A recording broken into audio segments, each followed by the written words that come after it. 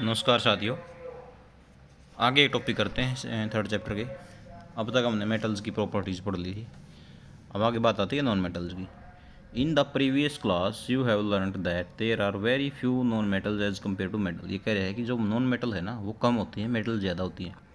Some of the example of non metals are carbon, sulphur, iodine, oxygen, hydrogen, etc. इनमें से कुछ example non metal के carbon, sulphur, iodine, oxygen, hydrogen, etc. ये मतलब कुछ non metals हैं।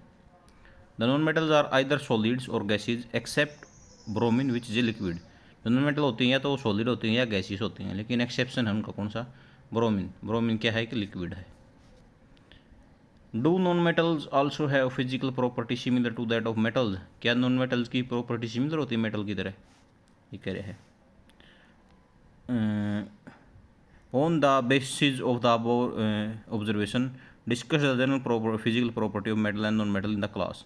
अब देखो ये कह रहा है कि नॉन मेटल की प्रॉपर्टी भी क्या मेटल की तरह होती है? ऐसा नहीं है भाई, मेटल की प्रॉपर्टीज अलग होती है, नॉन मेटल की अलग होती है। जैसे नॉन मेटल क्या नहीं होते, जनरली हार्ड नहीं होते, एक्सेप्शन तो और एक जगह पाया जाता है, और शाइनिंग नहीं होते, उनमें मेलिएबिलिटी, डक्टिलिटी की ये प्रॉपर्टीज नहीं पाई जाती। ठीक है, ये गुड कंडक्टर नहीं होते इलेक्ट्रिसिटी के। ठीक है, डक्टाइल नहीं होते, सोनोरस नहीं होते, लस्ट्रस नहीं होते। ठीक है, तो जो मेटल वाली प्रॉपर्टी है नॉन मेटल में नहीं पाई जाती। अभी क्या है, you must have concluded that we can not group element according to their physical property. ये क्या है कि हम मेटल और नॉन मेटल को केवल उनकी जो फिजिकल प्रॉपर्टीज है ना, केवल उनके बेस के ऊपर क्या नहीं कैटेगराइज नहीं कर सकते, क्योंकि वहाँ पर बहुत सारे क्या हैं एक्सेप्शन हैं, अपवाद हैं। एग्जाम्पल के लिए all metals except mercury exist as solid at room temperature. सारी जो धातुएं हैं मेटल हैं किसको छोड़ के? मर्क्यूरी, पारे को छोड़ के, जिसका सिंबल क्या है? Hg। जो थर्मोमीटर के अंदर जो यूज होती है ना मेटल, कौन सी होती है वो? मर्क्यूरी, पारा।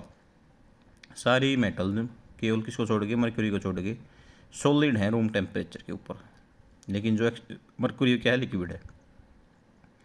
इन एक्टिविटी 3.5 है observe that metals have high melting points. Generally क्या है, जो मेटल है उनका मेल्टिंग पॉइंट क्या होता है? हाई होता है।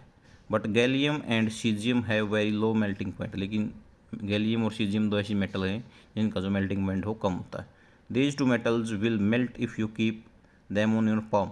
ये जो दो मेटल हैं गैलियम और सीजियम, ये पिघल जाएंगी, मेल्ट हो जाएंगी अगर आप उसको केवल और केवल हथेली के ऊपर भी रखोगे तो भी। तो इनका मेल्टिंग पॉइंट क्या हो गया? कम हो गया। बाकी सारी मेटल्स का मेल्टिंग पॉइंट ज़्यादा होता है। Iodine is a non metal but is is lustrous. Iodine होती है वो नॉन मेटल होती है, कैसी है? लस्ट्रस है। देखो लस्ट्रस की प्रॉपर्टी, शाइनिंग की प्रॉपर्टी वैसे तो मेटल में पाई जाती है, लेकिन आयोडीन एक नॉन मेटल होते हुए भी मेटल्स वाली प्रॉपर्टी रखता है, इसलिए आयोडीन क्या है कि एक्सेप्शन है, अपवाद है। Carbon is a non metal. Carbon क्या है? नॉन मेटल है। That can exist in different form, जो अलग अलग अवस्थाओं में पाया जाता है। It form is called allotrope. Allotrope होता है कार्बन का एक से ज़्यादा अवस्थाओं में पाया जाना, उसको क्या बोलते हैं? एलोट्रोपी बोलते हैं। मतलब अपर रूपता, किसी भी मतलब जैसे कार्बन है उसका एक से ज़्यादा अवस्थाओं में पाया जाना, एग्जिस्ट करना, उसको बोलते हैं एलोट्रोपी, एलोट्रोप। जैसे डायमंड भी कार्बन का एलोट्रोप है, ग्रेफाइट भी किसका है? कार्बन का एलोट्रोप है। तो diamond and allotrope of carbon is the hardest natural substance. Diamond क्या है? कार्बन का एक एलोट्रोप होते हुए है भी क्या है? सबसे हार्ड नेचुरल सब्सटेंस पाया जाता है। हार्ड है मतलब कठोर सब्सटेंस है। And have a very high melting and boiling point. और जो डायमंड का मेल्टिंग और बॉइलिंग पॉइंट है वो क्या है? बहुत ज़्यादा है। दूसरी तरफ ग्रेफाइट जो क्या है? एलोट्रोप ऑफ कार्बन का, मतलब कार्बन की एक फॉर्म है।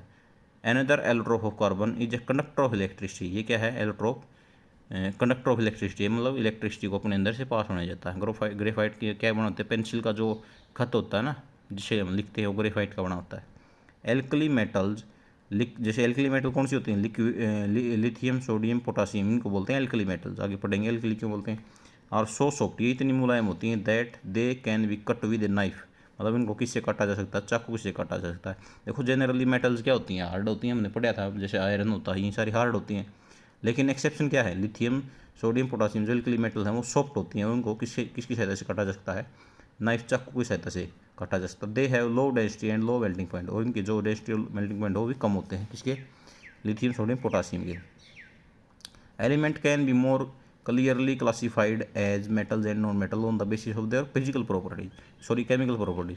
अब तक तो हमने पढ़ा था मेटल और नॉन मेटल की फिजिकल प्रॉपर्टी, लेकिन अब आगे क्या पढ़ेंगे इस चैप्टर में? केमिकल प्रॉपर्टी, क्योंकि ओनली फिजिकल प्रॉपर्टी से हम इसको कैटेगराइज या क्लासिफाइड नहीं कर सकते।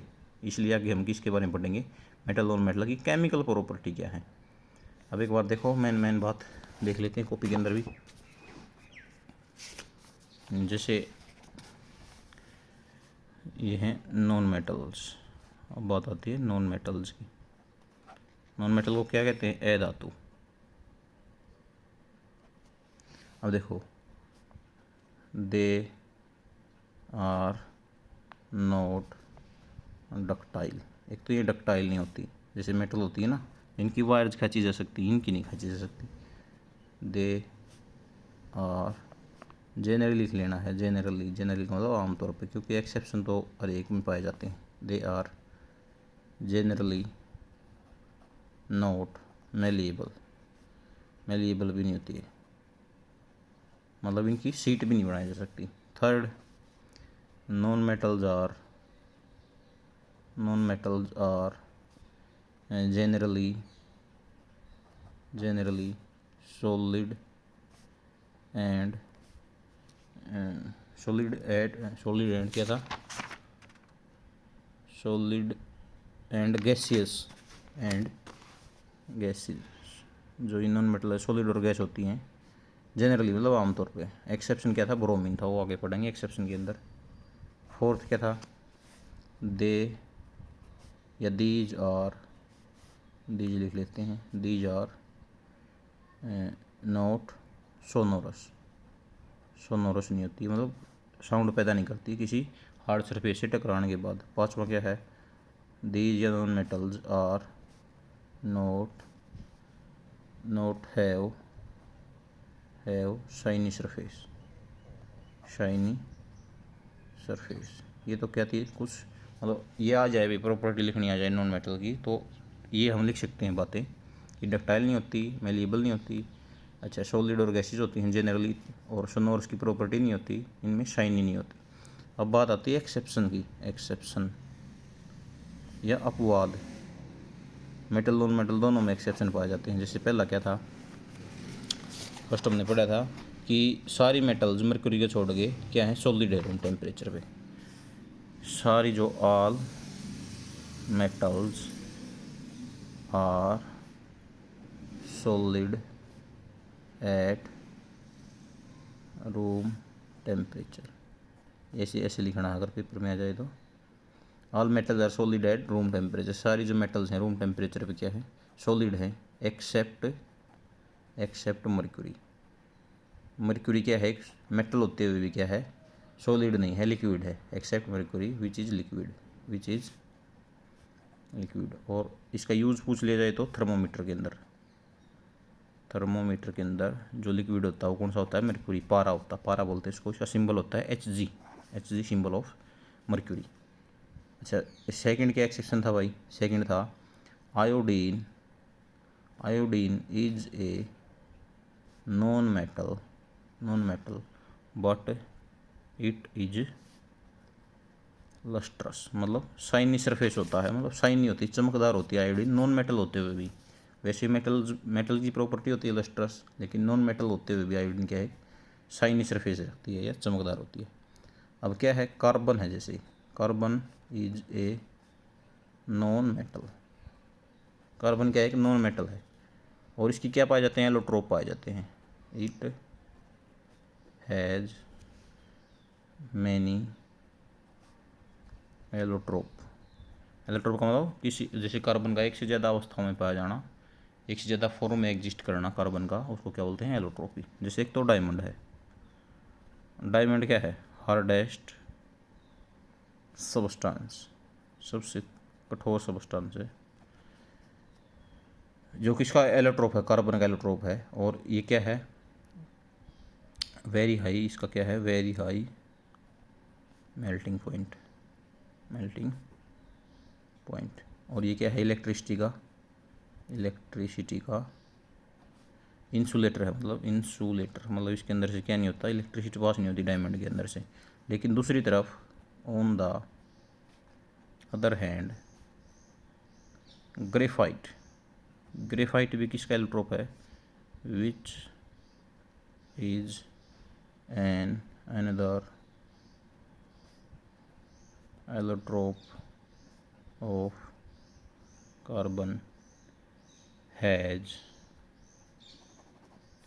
Is good conductor of electricity CITY। देखो डायमंड था, एल्ट्रोप था, कार्बन का आरडेस्ट है और बैड कंडक्टर इलेक्ट्रिसिटी का, लेकिन ग्रेफाइट है वो सॉफ्ट भी है और क्या है गुड कंडक्टर इलेक्ट्रिसिटी का। ये भी क्या हो गया एक्सेप्शन हो गया नॉन मेटल के अंदर। अब एक और देख लेते हैं इसका क्या था। वैसे तो generally metals are hard in nature. Generally आमतौर पर जो मेटल्स हैं वो हार्ड होती है नेचर में, बट एल्कली में कौन कौन से आते हैं?